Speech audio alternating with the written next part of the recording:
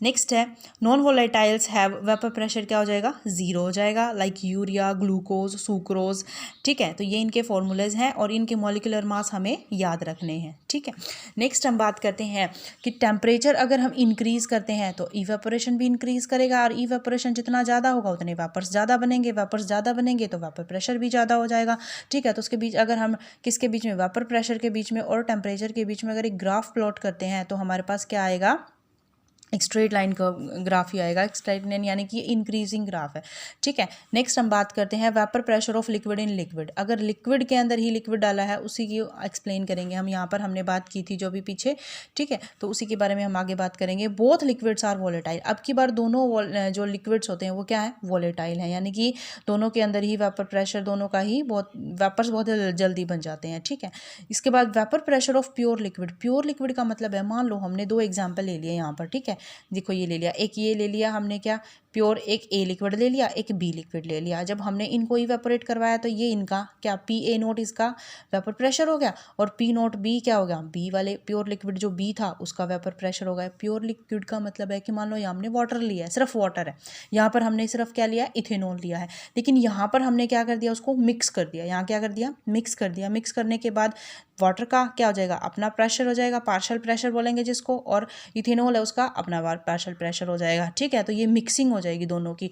तो प्योर का मतलब होगा, प्योर का वेपर प्रेशर क्या होगा, पी नॉट ए, और इसका क्या हो जाएगा, पी नॉट बी। ठीक है, और मिक्सचर का जो होता है हमारा वो क्या होता है, पी ए और पी बी। ठीक है, पी ए किसका होगा, partial vapour pressure of component A, और partial pressure of component B क्या हो जाएगा, पी बी हो जाएगा। ठीक है, तो जो पार्शियल वेपर प्रेशर ऑफ ए और बी है, पी जो है वो डायरेक्टली प्रोपोर्शनल टू क्या है, कंसंट्रेशन के, यानी कि कंसंट्रेशन किस में ले रही है, मोल फ्रैक्शन में ली। अभी हमने पीछे भी पढ़ा था, हेनरीज लॉ के अंदर भी ऐसे ही पढ़ा था कि जो प्रेशर होता है वो किसके इक्वल होता है, यानी वो किसके डायरेक्टली प्रोपोर्शनल होता है, मोल फ्रैक्शन ऑफ द किसका, सोल्यूट का या सोलवेंट का, जो भी।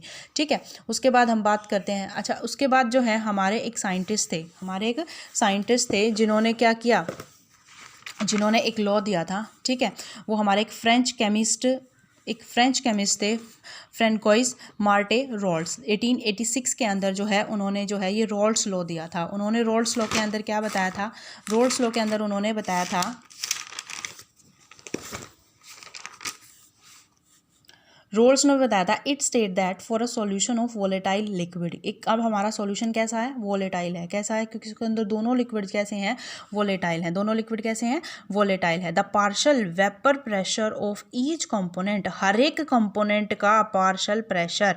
ठीक है, हमारे पास सॉल्यूशन कैसा है, वोलेटाइल सॉल्यूशन है। ठीक है, उस वोलेटाइल सॉल्यूशन के अंदर दोनों ही लिक्विड कैसे हैं, वोलेटाइल हैं, तो हर एक का अपना क्या है, पार्शियल प्रेशर है। ठीक है, तो उसने कहा है कि partial pressure of each component, हर एक कंपोनेंट का जो पार्शियल प्रेशर है सॉल्यूशन के अंदर, is directly proportional to its mole fraction, वो अपने अपने मोल फ्रैक्शन के इक्वल होगा। दैट इज पी ए जो है वो partial pressure of A liquid है, और जो पी बी है वो partial pressure of B liquid है। तो वो ए जो है वो किसके कंसंट्रेशन, किसके मोल फ्रैक्शन, यानी कि अपनी ही मोल फ्रैक्शन के डायरेक्टली प्रोपोर्शनल होगा। ठीक है, ऐसे ही पी बी भी हमारा क्या होगा, एक्स बी हो जाएगा। एक्स ए और एक्स बी यहाँ पर क्या है, ये है mole fraction of liquid A और mole fraction of liquid B respectively. ठीक है, अब हमारे पास कंपोनेंट ए जो है वो क्या है, P A directly proportional to X A और P B directly proportional to X B. अब हम जब ये प्रोपोर्शनैलिटी का साइन हटाएंगे तो हमारे पास एक कांस्टेंट आएगा, that constant is P not a. P not a क्या था, ध्यान याद रखो, ये था प्योर वेपर प्रेशर था, किसी भी प्योर लिक्विड का वेपर प्रेशर था। ठीक है, तो ये इक्वल आ जाएगा, ये P B is equal to P B naught X B आ जाएगी। ठीक है, उसके बाद देखो कि जो टोटल वेपर प्रेशर है according to Dalton's law of partial pressure, Dalton law of partial pressure हमने 11th में पढ़ा था, क्या कहता है कि टोटल प्रेशर जो होता है वो इक्वल होता है to the partial pressure of the component in the solution. किसी भी सॉल्यूशन के अंदर जो है वो क्या है, उनके इक्वल होगा टोटल। ठीक है, यहाँ पर भी हमने यही बात करी थी कि जो टोटल होगा वो किसके इक्वल होगा, पी ए प्लस में पी बी के इक्वल होगा। तो P T is equal to P A not P A plus में पी बी हो जाएगा। पी ए की वैल्यू यहाँ रख देंगे, पी बी की वैल्यू हम यहाँ रख देंगे। ठीक है, अब हमें एक चीज़ का और भी पता है कि जो मोल फ्रैक्शन होता है किसी भी सॉल्यूशन के अंदर, जितने भी कंपोनेंट है और उनका जो मोल फ्रैक्शन है वो हमेशा किसके इक्वल होता है, 1 के इक्वल होता है। दैट इज यूनिटी, वो हमेशा यूनिट होता है। ठीक है, तो अगर हम यहाँ से एक्स ए की वैल्यू को निकालेंगे, X A is equal to क्या हो जाएगा, 1 माइनस में एक्स बी हो जाएगा, ठीक है। पुट वैल्यू ऑफ एक्स ए, अब एक्स ए की वैल्यू हम पीछे वाली इक्वेशन के अंदर डालेंगे तो P A naught x A plus में पी बी एक्स बी। अब यहाँ पर एक्स ए की वैल्यू को रख दिया, एक्स ए की वैल्यू 1 माइनस में एक्स बी आई थी तो 1 माइनस में एक्स बी हो जाएगा प्लस में P not B X B हो जाएगा, ठीक है। अब जब हम इसको सॉल्व करेंगे तो P A is equal to, ये इसको इससे मल्टीप्लाई करो, पी ए नॉट आ जाएगा तो यहाँ पर क्या आ जाएगा, P A naught X B plus में P B naught P not B और एक्स बी आ जाएगा। तो P T is equal to क्या हो जाएगा, पी ए, यहाँ से इन दोनों के इक्वेशंस के अंदर से एक्स बी को कॉमन ले लिया तो पी बी नॉट जो है और A B P A not जो है वो हमारा इस तरह से आ जाएगा। तो हमारे पास ये एक इक्वेशन आ जाएगी। तो यहाँ से हमारे पास कुछ कंक्लूजन निकलता है। क्या कंक्लूजन निकलता है, ये 3 कंक्लूजन निकले हैं इस ऊपर वाली इक्वेशन से। सबसे पहला क्या कंक्लूजन है, the total vapour pressure over the solution, किसी भी सॉल्यूशन के ऊपर जो वेपर प्रेशर का जो सॉल्यूशन है, जो टोटल वेपर प्रेशर है वो can be related to X of any component, यानी कि एक्स का मतलब है mole fraction of any component. यानी कि मान लो मेरे पास ये एक कंटेनर है, ठीक है, इस कंटेनर के अंदर ये मेरा लिक्विड है, ठीक है, इसके अंदर ए भी है और इसके अंदर बी भी है। तो यहाँ पर ए के वेपर प्रेशर भी होंगे और बी के वेपर प्रेशर भी होंगे, ठीक है। तो ये दोनों क्या हैं, ये टोटल हमारे पास पी टी है, ये यानी कि टोटल वेपर प्रेशर है। तो अब ये कह रहा है कि जो टोटल वेपर प्रेशर है, यानी कि ये जो टोटल वेपर प्रेशर है उसको हम रिलेट कर सकते हैं किसी एक के मोल फ्रैक्शन, किसी एक कंपोनेंट के मोल फ्रैक्शन से। देखो यहाँ पर हमने, हमारे पास क्या है, जो टोटल वेपर प्रेशर है उसको हम कंपेयर कर रहे हैं। देखो यहाँ पर एक्स बी नहीं है ना, कहीं एक्स ए नहीं है कहीं भी, यहाँ पर क्या है, सिर्फ एक्स बी है, यानी कि इसके मोल फ्रैक्शन से भी हम टोटल पार्शियल प्रेशर जो है, टोटल प्रेशर जो है वो वेपर प्रेशर जो है उसको हम कैलकुलेट कर सकते हैं, वो रिलेट कर सकते हैं। Total vapour pressure over solution varies linearly with the X B, यानी कि mole fraction of the component second, जो सेकंड कंपोनेंट है यानी कि जो सोल्यूट है हमारे पास उसके कंपोनेंट के लीनियरली वेरी करता है, यानी कि जैसे जैसे वेपर प्रेशर बढ़ेगा इसकी कंसंट्रेशन भी बढ़ेगी। ये ग्राफ है, इससे अभी एक्सप्लेन करेंगे इसको। Next, depending upon the vapour pressure of pure component first और सेकेंड, ए और बी दोनों कंपोनेंट जो थे, वेपर प्रेशर जो है प्योर कंपोनेंट के, वो जो है वो total vapour pressure of the solution increase और decrease with increase of X A, यानी कि हम किसी भी एक कंपोनेंट की अगर कंसंट्रेशन को इंक्रीज करते हैं तो जो टोटल वेपर प्रेशर होता है, ठीक है, वो क्या कर सकता है, वो इंक्रीज और डिक्रीज कर सकता है। वो हमारे पास आगे आएगा, उसमें भी हम बात करेंगे, ठीक है। अब ये ग्राफ देखिए, ये एक ग्राफ ले लिया मैंने, इसमें वेपर प्रेशर और कंसंट्रेशन का ग्राफ ले लिया, ठीक है। इसमें मान लो यहाँ पर एक्स ए की कंसंट्रेशन 1 है, एक्स बी 0, यानी कि यहाँ पर सिर्फ क्या है, एक्स ए, एक्स बी यहाँ पर है ही नहीं, ठीक है, यानी कि सिर्फ ए कंपोनेंट है, यहाँ बी कंपोनेंट यहाँ 0 है उसकी कंसंट्रेशन। यहाँ पर बात करें तो यहाँ पर ए की यहाँ 0 हो गई और बी की यहाँ पर 1 हो गई। तो देखो जब यहाँ ए की कंसंट्रेशन क्या थी, ज़्यादा थी, ठीक है, तो हमारे पास ये हमारा होता है पी ए, सॉरी, ये हमारे पास पी ए है और ये पी नॉट बी है, पी नॉट बी, ठीक है। तो इसकी कंसंट्रेशन देखो जैसे जैसे हम इधर जाते जाएंगे तो कंसंट्रेशन ए की क्या कर रही है, डिक्रीज कर रही है ना, तो इसकी भी क्या आ जाएगा, ग्राफ नीचे की तरफ आ जाएगा, ठीक है। और यहाँ बी जो है, यहाँ बी हम ऐड करते जा रहे हैं तो यहाँ पर इसकी कंसंट्रेशन क्या करती जा रही है, बढ़ती चली जा रही है, वेपर प्रेशर भी बढ़ता चला जाएगा, ठीक है। तो जो हमारे पास रिजल्टेंट यानी कि टोटल वेपर प्रेशर आ जाएगा वो ये आ जाएगा, P T is equal to P A plus में पी बी, और पी ए हमारे पास क्या है, पी ए नॉट होता है P A naught into X A, यहाँ पर P B is equal to P not B और क्या हो जाएगा, एक्स बी, ठीक है। उसके बाद ये ग्राफ हमें जो है वो बहुत इंपॉर्टेंट है, ये आपको याद रखना है अच्छे से, ठीक है। नेक्स्ट हम बात करते हैं रोल्स लॉ। रोल्स लॉ जो होता है as a special case of Henry law. Raoult's law जो है वो स्पेशल केस है हेनरी लॉज का। कैसे, देखो रोल्स लॉ हमने क्या बताया था कि 2 लिक्विड्स लेते हैं और दोनों कैसे होते हैं, वोलेटाइल होते हैं, ठीक है। एंड जो पार्शियल प्रेशर होता है वो डायरेक्टली प्रोपोर्शनल है concentration of the liquid, liquid की कंसंट्रेशन के ऊपर डिपेंड करता है, ठीक है। यहाँ हेनरी लॉज में क्या लिया था, हेनरी लॉज में हमने गैस प्लस में लिक्विड लिया था कि गैस को डिसॉल्व किया था हमने किस में, लिक्विड में डिसॉल्व किया था। अब गैस जो है वो सारी वोलेटाइल होती हैं, ठीक है, तो उसके उसका भी हम मोल फ्रैक्शन ही कैलकुलेट करते हैं। तो यहाँ से भी हमें यही बात पता चली कि प्रेशर जो है वो डायरेक्टली प्रोपोर्शनल किसके होता है, कंसंट्रेशन के, ठीक है, मोल फ्रैक्शन के इक्वल होता है कंसंट्रेशन ऑफ द लिक्विड। उसके बाद यहाँ से भी प्रेशर जो है वो किसके इक्वल था, मोल fraction of the gas, gas के मोल फ्रैक्शन के इक्वल था। यहाँ पर जो था हमारे पास कॉन्स्टेंट पी ए नॉट आया था, ठीक है, और यहाँ पर हमारे पास क्या आया था, के एच आया था। अगर हम इन दोनों को कंबाइन करेंगे, कंबाइन दीज टू, तो हमारे पास क्या कंक्लूजन निकलेगा कि जो pressure, partial pressure partial vapour pressure of volatile compound और गैस, वोलेटाइल कंपाउंड का जो पार्शियल प्रेशर है और यहाँ पर गैस का लिया है, दोनों ही डायरेक्टली प्रोपोर्शनल होते हैं अपनी मोल फ्रैक्शन के, ठीक है। तो इन द सॉल्यूशन के अंदर दैट इज के एच जो है यहाँ पर के एच और ये के एच और यहाँ पर ये पी नॉट ए जो है वो दोनों क्या हो जाएंगे, इक्वल हो जाएंगे। जब ये दोनों इक्वल हो जाएंगे तो रोल्स लॉ जो है वो स्पेशल केस हो जाएगा हेनरीज लॉ का, ठीक है। उसके बाद नेक्स्ट देखो vapour pressure of solution of solid in liquid. अभी हमने बात करी थी दो लिक्विड का सॉल्यूशन बनाया था, ठीक है। अब हम बना रहे हैं क्या, liquid in solution, solid in liquid के अंदर बना रहे हैं, ठीक है। तो सॉल्यूशन हमारा कैसा बनेगा, नॉन वोलेटाइल तो सोल्यूट होगा और हमारा वोलेटाइल क्या हो जाएगा, सोलवेंट। अगर हमारा सोल्यूट नॉन वोलेटाइल होगा, अभी हमने पीछे बात करी थी कि जो नॉन वोलेटाइल सोल्यूट होते हैं उनका जो वेपर प्रेशर होता है वो क्या होता है, ज़ीरो। और अब यहाँ पर जो सॉल्यूशन जो है, अब देखो सॉल्यूशन के अंदर एक नॉन वोलेटाइल सोल्यूट है और एक सॉल्वेंट है। अब सोल्यूट का तो वेपर प्रेशर क्या हो गया, ज़ीरो हो गया। अब बचा किसका, सिर्फ सॉल्वेंट का, यानी कि जो सॉल्यूशन का वेपर प्रेशर है, यानी कि जो सॉल्यूशन का जो प्रेशर बचा हुआ है वो सिर्फ किसके कारण है, वो सिर्फ किसके कारण है, सॉल्वेंट के कारण है, ठीक है। नॉन वोलेटाइल सॉल्यूट जैसे कि हमारे शुगर है, यूरिया है, ग्लूकोज है, केन शुगर है, NaCl है, इनको हम वाटर के अंदर लेते हैं। तो यहाँ पर इनका वेपर प्रेशर तो कुछ भी नहीं होगा, ज़ीरो होगा। सिर्फ वेपर प्रेशर किसके कारण होगा, वाटर के कारण होगा।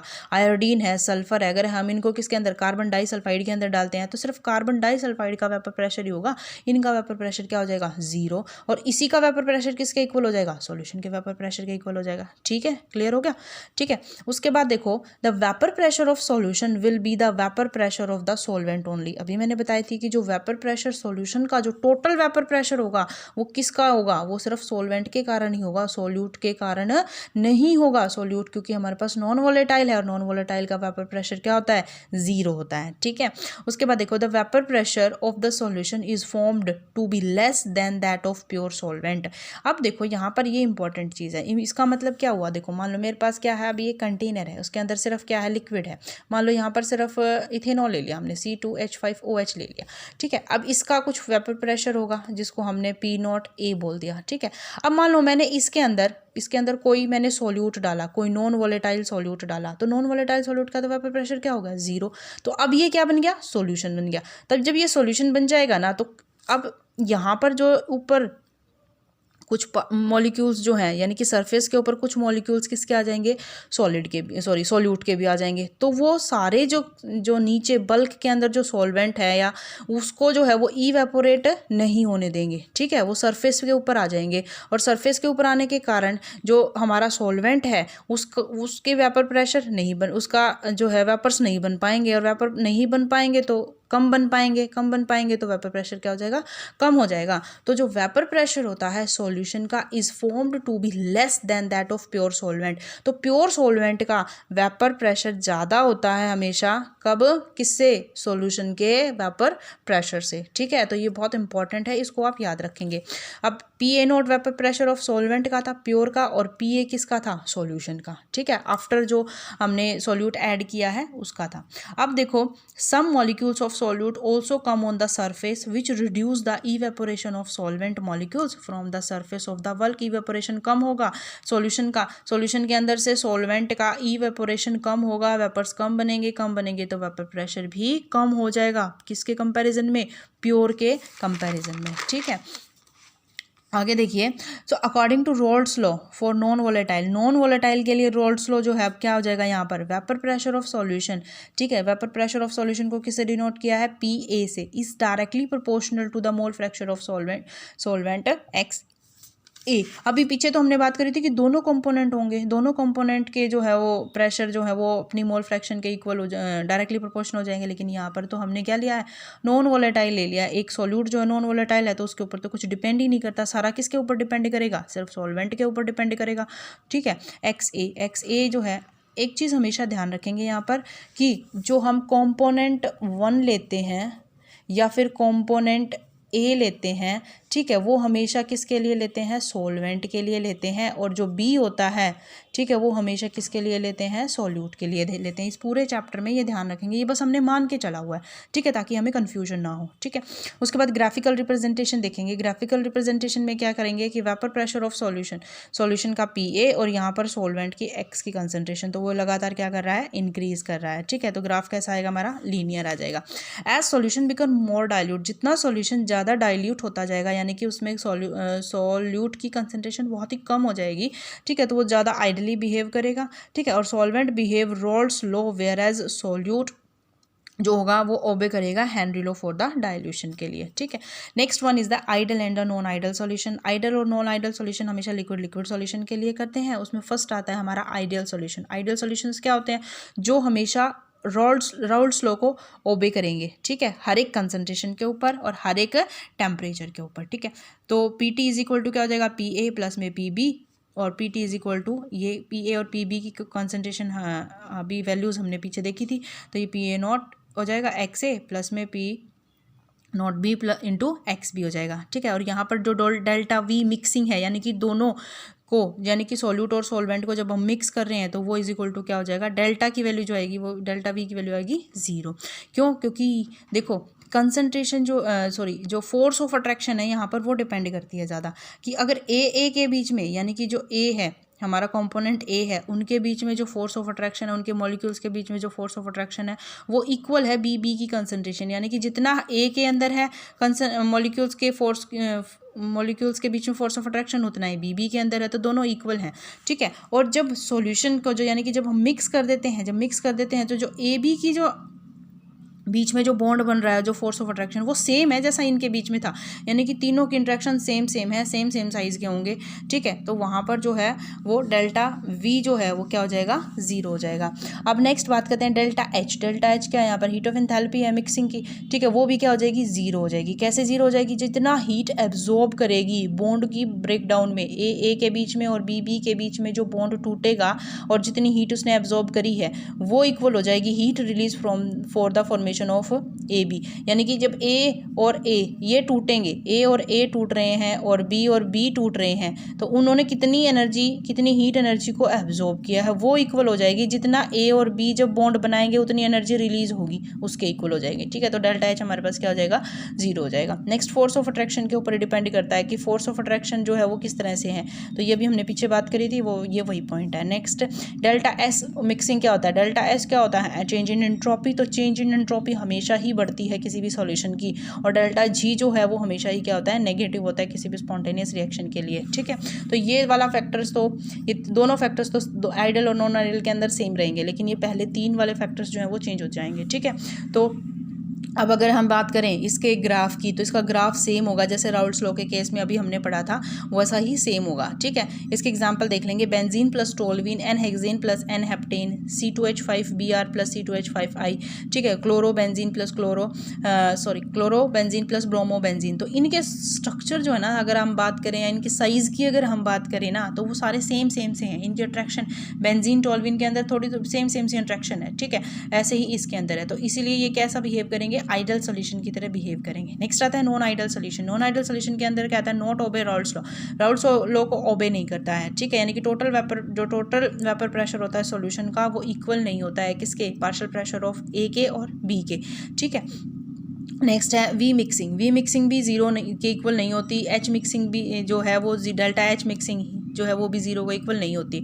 यहाँ इंट्रैक्शन देख लो, इंट्रैक्शन AB की इंट्रैक्शन में भी वीक भी हो सकती है और स्ट्रॉन्ग भी हो सकती है, ठीक है। ये इसमें हमारे 2 केसेस आएंगे, एक नेगेटिव डेविएशन और एक पॉजिटिव डेविएशन, ठीक है। तो हीट एब्जॉर्ब्ड और release during the bond formation, ठीक है, बॉन्ड ब्रेकिंग एंड फॉर्मेशन, वो या तो हीट ज़्यादा रिलीज हो जाएगी, हो सकता है एक्सोथर्मिक रिएक्शन हो या एंडोथर्मिक हो, लेकिन 0 के इक्वल नहीं होगा, ठीक है। फोर्स ऑफ अट्रैक्शन भी इस तरह से नहीं होगा, यानी कि जितने पॉइंट हमने आइडल के अंदर किए थे उसका सारा बिल्कुल अपोजिट है नॉन आइडल के अंदर, सिर्फ ये 2 पॉइंट सेम रहेंगे, ठीक है। अब आ जाइए, नेक्स्ट है type of ideal solution. Ideal solution के टाइप, सबसे पहला है non ideal solution shows negative deviation from Raoult's law. Raoult's law से नेगेटिव डेविएशन कैसे शो करेगा, नेगेटिव का मतलब अभी हम यहाँ देखते हैं सारी चीज़ें, ठीक है। देखो जो टोटल प्रेशर होगा वो हमेशा ही कम होगा, जो टोटल वेपर प्रेशर होगा सॉल्यूशन का वो हमेशा ही कम होगा comparison to partial pressure of the component A और बी। ठीक है, तो ये वैल्यूज इधर इधर आ जाएगी। नेक्स्ट करते हैं कि जो डेल्टा वी है, डेल्टा वी मिक्सिंग है, वो भी हमेशा जीरो से कम होगी। जीरो से कम होगी, कैसे कम होगी, वो भी नेगेटिव होगी। डेल्टा एच जो है वो भी क्या होगा, नेगेटिव होगा। डेल्टा एच नेगेटिव होगा तो एक्सोथर्मिक रिएक्शन होगी, यानी कि जो हमारा बॉन्ड बन रहा है ए और बी का, यानी कि दो कंपोनेंट थे ना हमारे पास, तो ए का और बी के बीच में जो बॉन्ड बन रहा है वो ज़्यादा स्ट्रॉन्ग बॉन्ड बन रहा है, यानी कि जब वो ज़्यादा स्ट्रॉन्ग बॉन्ड बनेगा तो बॉन्ड फॉर्मेशन के दौरान क्या निकलेगी, हीट निकलेगी, और हीट निकल रही है किसी भी रिएक्शन के अंदर तो वो एक्सोथर्मिक रिएक्शन है, और एक्सोथर्मिक रिएक्शन है तो सॉल्युबिलिटी क्या करती है, यहाँ डिक्रीज करती है, ध्यान रखेंगे। ठीक है, यहाँ ए बी की अट्रैक्शन बहुत ही वीक है, ए की, ये ए आएगा बेटा यहाँ, ए की अट्रैक्शन और बी की अट्रैक्शन बहुत ही मॉलिक्यूल्स के बीच में बहुत ही कम है, यानी कि ए और बी जो ए मॉलिक्यूल्स है ना, अब एक दूसरे से वीकली बॉन्डेड है, आसानी से टूट जाएंगे तो कम उसके अंदर एनर्जी एब्जॉर्ब करेंगे। लेकिन जब ए बी बनेगा, ठीक है, जब ए बी बनेगा तो ज़्यादा हीट को रिलीज कर देंगे, तो डेल्टा एच क्या हो जाएगा, नेगेटिव हो जाएगा। इसके एग्जाम्पल्स ये दे रखे हैं, ये आप कर लेंगे।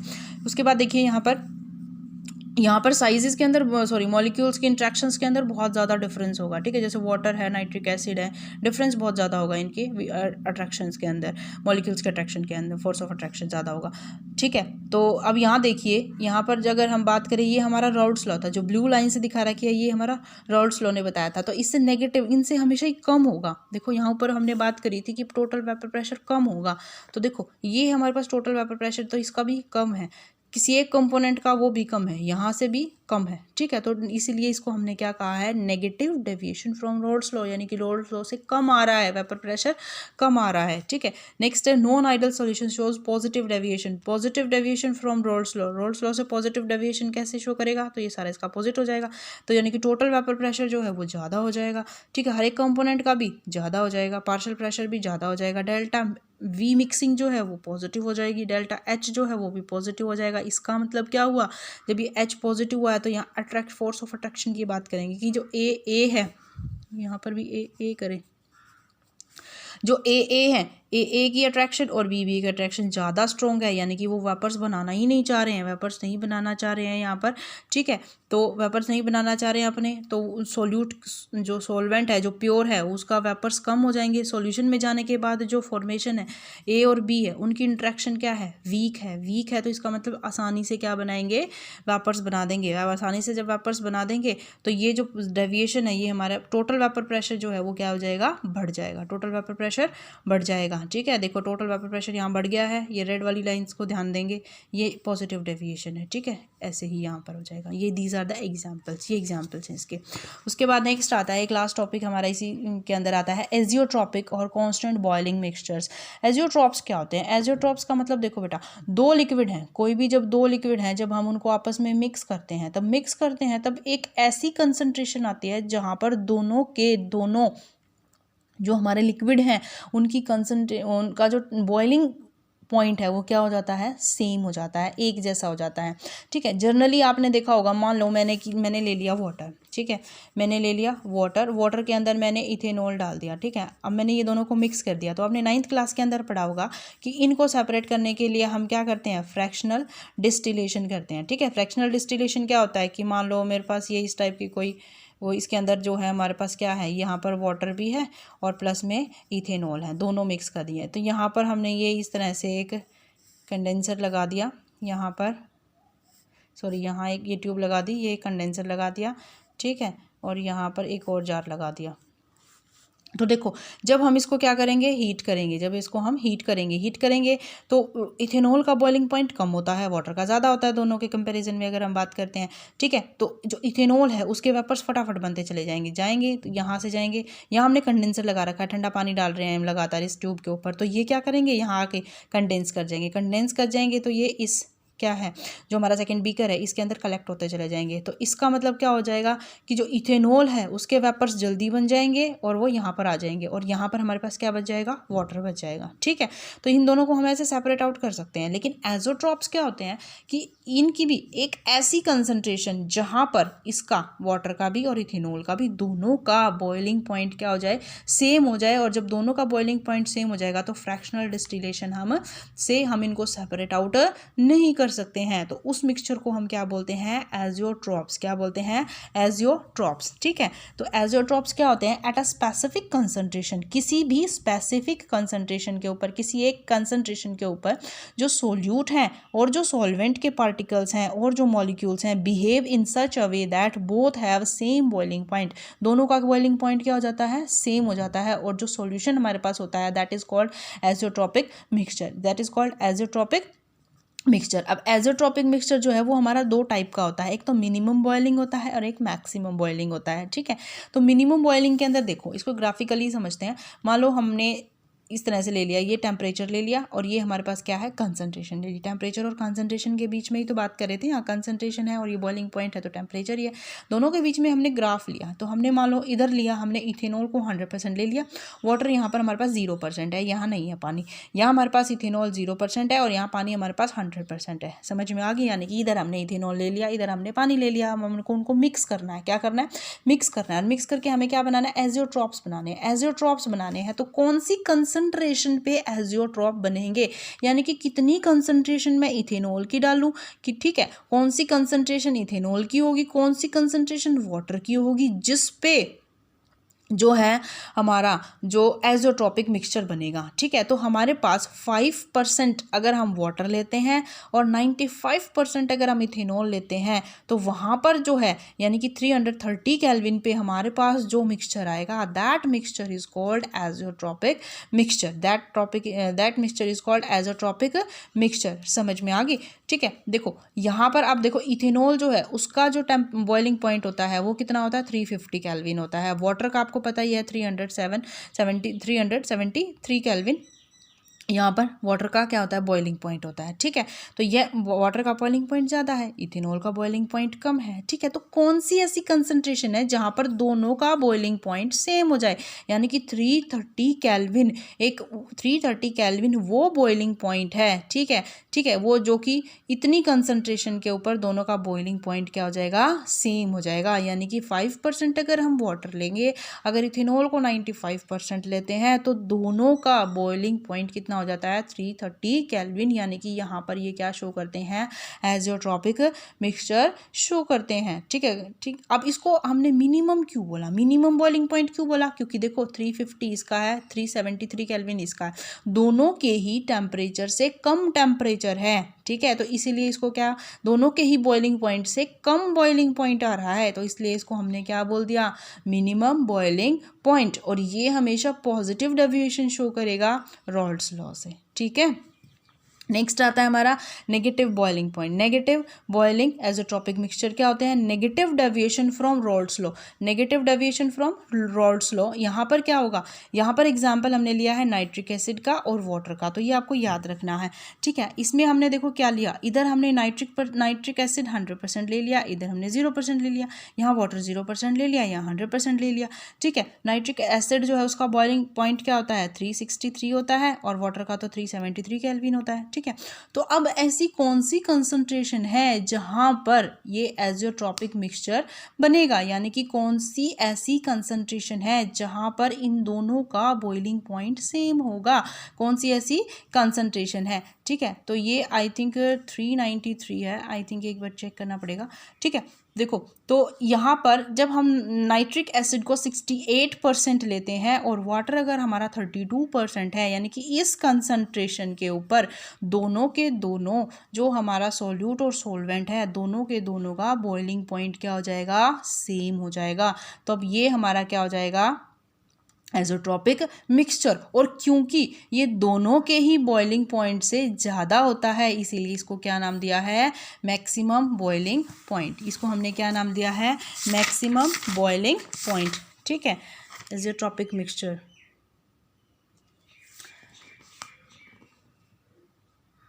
इसमें गिवन होगा बेटा।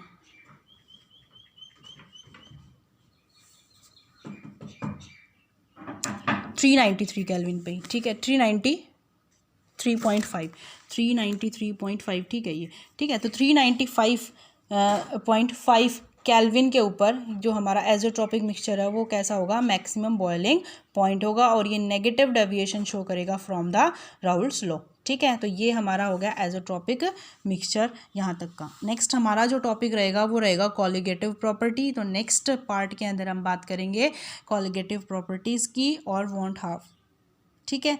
Okay students, thank you.